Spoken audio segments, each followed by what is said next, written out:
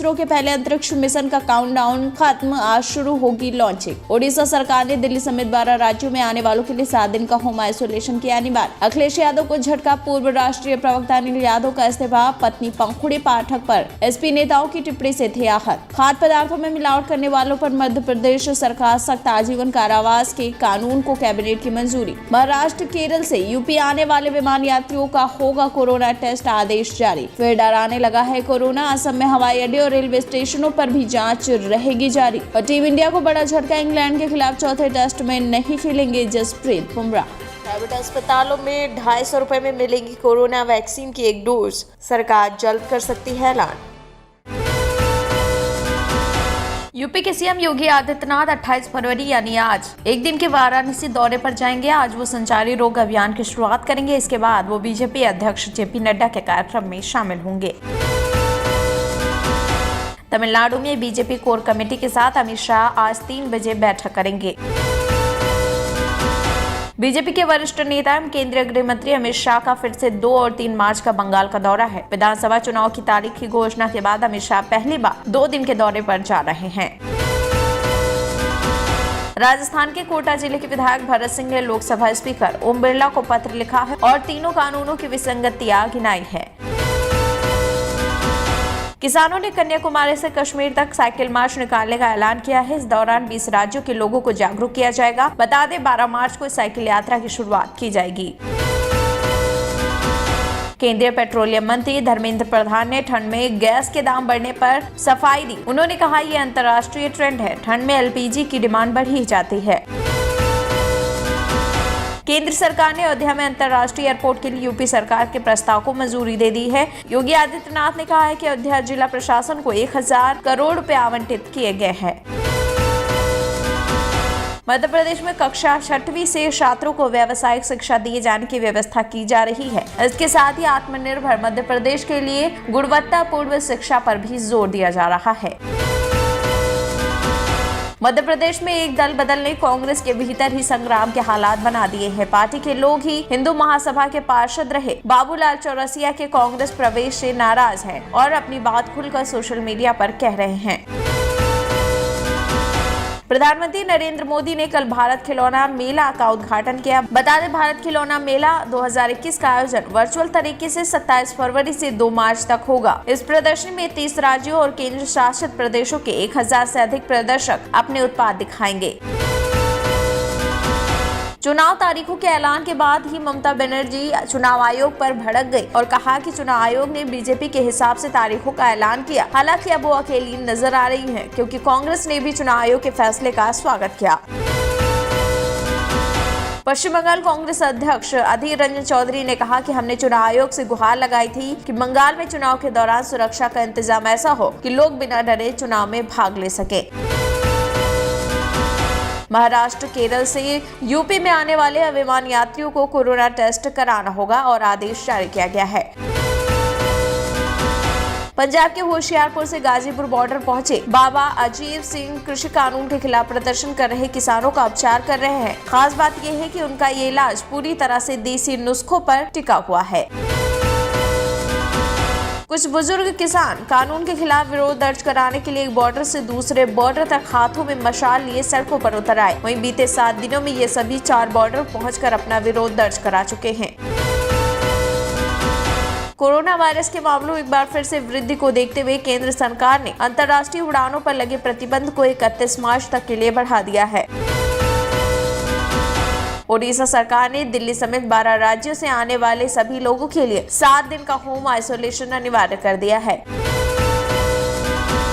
पंखुड़ी पाठक की पोस्ट से यूपी की राजनीति फिर से गर्मा गई। इस पोस्ट के हिस्से में राहुल गांधी और प्रियंका गांधी नजर आ रहे, जबकि दूसरे हिस्से में अखिलेश यादव अपने जौनपुर दौरे की तस्वीर में दिखाई दे रहे हैं। इसके साथ ही तस्वीर में समाजवाद बनाम समाजवाद का लिफाफा लिखा हुआ था। वही पोस्ट शेयर करने के बाद समाजवादी पार्टी के समर्थक पंखुड़ी पाठक पर टूट पड़े और बेहद ही गंदी गंदी गालियां देने लगे, जिनके खिलाफ कार्रवाई शुरू कर दी गई। तो वही दूसरी ओर पंखुड़ी पाठक के पति अनिल यादव ने इस पूरे घटनाक्रम के बाद समाजवादी पार्टी छोड़ दी। शिवराज सिंह चौहान की कैबिनेट ने खाद्य पदार्थों में मिलावट को लेकर सख्त फैसला लिया है। अब खाद्य पदार्थों में मिलावट करने वाले मिलावटखोरों को आजीवन कारावास की सजा होगी। देश के प्रधानमंत्री नरेंद्र मोदी को अगले सप्ताह अंतर्राष्ट्रीय ऊर्जा समिट के दौरान सम्मानित किया जाएगा। उन्हें भारत के सस्टेनेबल डेवलपमेंट के लिए केयर वीक, वैश्विक ऊर्जा और पर्यावरण लीडरशिप पुरस्कार से सम्मानित किया जाएगा। पश्चिम बंगाल में 8 फेज में चुनाव होगा। पहले फेज में 27 मार्च को, दूसरे में 1 अप्रैल, तीसरे में 6 अप्रैल, चौथे में 10 अप्रैल, पांचवें में 17 और छठे में 22 अप्रैल, जबकि सातवें में 26, जबकि आठवें में 29 अप्रैल को मतदान होंगे। पांडुचेरी में 1 चरण में वोटिंग होगी। यहाँ 6 अप्रैल को मतदान होगा, तो वही तमिलनाडु में भी 1 चरण में होगी। यहाँ भी 6 अप्रैल को ही मतदान होगा। असम में 3 चरणों में होंगे चुनाव। 27 मार्च को पहले चरण का मतदान, 1 अप्रैल को दूसरे, 6 अप्रैल को तीसरे चरण का मतदान होगा। केरल में सिर्फ 1 चरण का मतदान होगा। केरल में 6 अप्रैल को मतदान होगा, जबकि 2 मई को सभी राज्यों के एक साथ नतीजे आएंगे। चुनाव की तारीखों से पहले ही पांडुचेरी में पेट्रोल और डीजल सस्ता हो गया। पांडुचेरी की राज्यपाल ने पेट्रोल डीजल से 2% वैट घटा दिया। पश्चिम बंगाल में विधानसभा चुनाव की तारीखों से पहले ही ममता बनर्जी ने बड़ा ऐलान कर दिया। उन्होंने मजदूरी को 144 रुपए से 202 रुपए करने की घोषणा कर दी। कोरोना का कहर बढ़ा है, तो वहीं 24 घंटे में 16,000 से ज्यादा केस सामने आए, तो 113 लोगों की मौत हुई। दिल्ली सरकार द्वारा 20 फरवरी से लेकर 26 फरवरी तक जारी किए गए कोरोना के आंकड़ों के मुताबिक देश की राजधानी में महज एक हफ्ते में कोरोना के 206 मामले बढ़ गए हैं। साथ ही होम आइसोलेशन में 144 कोरोना मरीजों की बढ़ोतरी हुई है। उन्नाव केस में इलाज करा रही तीसरी पीड़िता ठीक होकर अपने घर पहुंच गई, तो वहीं गाँव वालों ने फूल और माला से उसका स्वागत किया। 1 मार्च से देश में कोरोना वैक्सीनेशन का दूसरा चरण शुरू हो रहा है। 45 साल से 60 साल के बीच के लोगों को कोरोना वैक्सीन की खुराक दी जाएगी, लेकिन इस एज ग्रुप के उन्हीं लोगों को वैक्सीन मिलेगी जो पहले से किसी गंभीर बीमारी से पीड़ित हैं।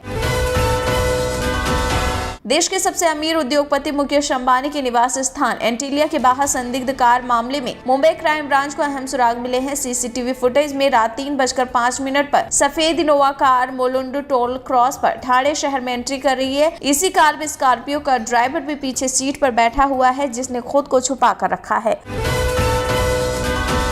पंजाब के बरनाला शहर में एक बार फिर इंसानियत शर्मसार हुई। 22 वर्षीय युवती को 8 महीने तक बंधक बनाकर बलात्कार किया गया। 2 महिलाओं सहित 7 लोगों को गिरफ्तार किया गया। इन 7 लोगों में एक शिरोमणि अकाली दल का नेता भी शामिल है। उत्तर प्रदेश के हापुड़ में एक महिला के साथ गैंगरेप करने वाले 3 आरोपियों के साथ पुलिस की मुठभेड़ हुई। 3 लोगों ने लखनऊ दिल्ली हाईवे पर ऑटो सवार महिला के साथ गैंगरेप किया था। दिल्ली पुलिस के एएसआई तेजपाल ने आत्महत्या कर दी। आत्महत्या करने वाले एएसआई ने जखीरा फ्लाईओवर के पास पीसीआर वैन में खुद को गोली मारी। लखनऊ पुलिस के सिपाही की पिटाई के मामले में हुसैनगंज स्थित वी-मार्ट के मॉल के गार्ड मैनेजर और अज्ञात पर मुकदमा दर्ज किया गया है। धारा 323, 504, 342 सहित अन्य धाराओं में मुकदमा दर्ज किया गया है। आंध्रा में गधों पर संकट आ गया है। यौन शक्ति बढ़ाने के लिए लोग इनका मांस खा रहे हैं, जिसके चलते आबादी कम हो रही। तो वहीं बाजार में गधों का मांस करीब 600 रुपए किलो बिक रहा है। मीट बेचने वाले एक गधा खरीदने के लिए 15 से 20,000 रुपए तक दे रहे हैं। देश के मुख्य चुनाव आयुक्त सुनील अरोड़ा 5 राज्यों का विधानसभा चुनाव कराकर 30 अप्रैल को रिटायर हो जाएंगे। भाजपा के राष्ट्रीय महासचिव और राज्यसभा सांसद भूपेंद्र यादव ने जस्टिस काटजू से पूछा कि किसके इशारे पर भगोड़ा कारोबारी को बचाने की कोशिश करते हुए देश के खिलाफ जाकर नीरव मोदी का प्रत्यार्पण रोकने की कोशिश की, और इसके लिए उन्होंने ब्रिटेन की कोर्ट में पैरवी की।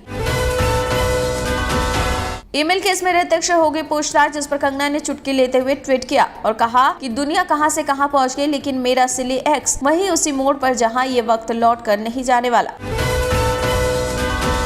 शाहिद कपूर एक बार फिर कुछ अलग और बड़ा करने जा रहे हैं। वो 3 साल बाद फिर बड़े पर्दे पर एक पीरियड फिल्म में नजर आ सकते हैं। कहा जा रहा है कि एक्टर छत्रपति शिवाजी महाराज का रोल अदा करने वाले हैं। संजय लीला भंसाली की फिल्म गूंग बाई काठियावाड़ी में एक्ट्रेस आलिया भट्ट एक गाना गा सकती हैं। इसके लिए प्लानिंग कर ली गई है। हाल ही में मूवी का टीजर भी रिलीज कर दिया गया है। पाकिस्तान तहरीक-ए-इंसाफ पार्टी के नेशनल असेंबली सदस्य अमीर लियाकत हुसैन ने विपक्षी नेता एवं पूर्व प्रधानमंत्री नवाज शरीफ की बेटी मरियम नवाब का माखौल उड़ाने के लिए हिंदू देवी की तस्वीर के साथ ट्वीट कर विवाद पैदा कर दिया। वही विवाद पैदा होने के बाद उन्होंने ट्वीट को हटाते हुए हिंदू समुदाय से माफी मांगी। आमिर के डिप्लोमेट का चीन में एनल स्वैब टेस्ट कराने को लेकर बवाल मच गया। अमेरिका का आरोप है कि उसको राजनयिकों को एनल स्वैब देने के लिए मजबूर किया गया। वहीं चीन ने इस आरोप से इनकार किया। गृह सचिव अजय भल्ला ने 31 मार्च तक कोविड-19 गाइडलाइंस बढ़ाने के लिए राज्य और यूटीएस को पत्र लिखा है। महाराष्ट्र के वर्धा में शनिवार रात 8 बजे से सोमवार की सुबह 8 बजे तक फिर कर्फ्यू लगाया गया। इस दौरान मेडिकल स्टोर्स और अन्य अत्यावश्यक सेवाओं को छोड़कर सभी सेवाएं बंद रहेंगी। बीजेपी सांसद और पूर्व क्रिकेटर गौतम गंभीर ने एक बार फिर पाकिस्तान से मैच खेलने के विचार का विरोध किया। गौतम गंभीर ने साफ कहा कि जब तक सीमा पार से आतंकवाद नहीं रुकता, पाकिस्तान से कोई संबंध नहीं रखने चाहिए।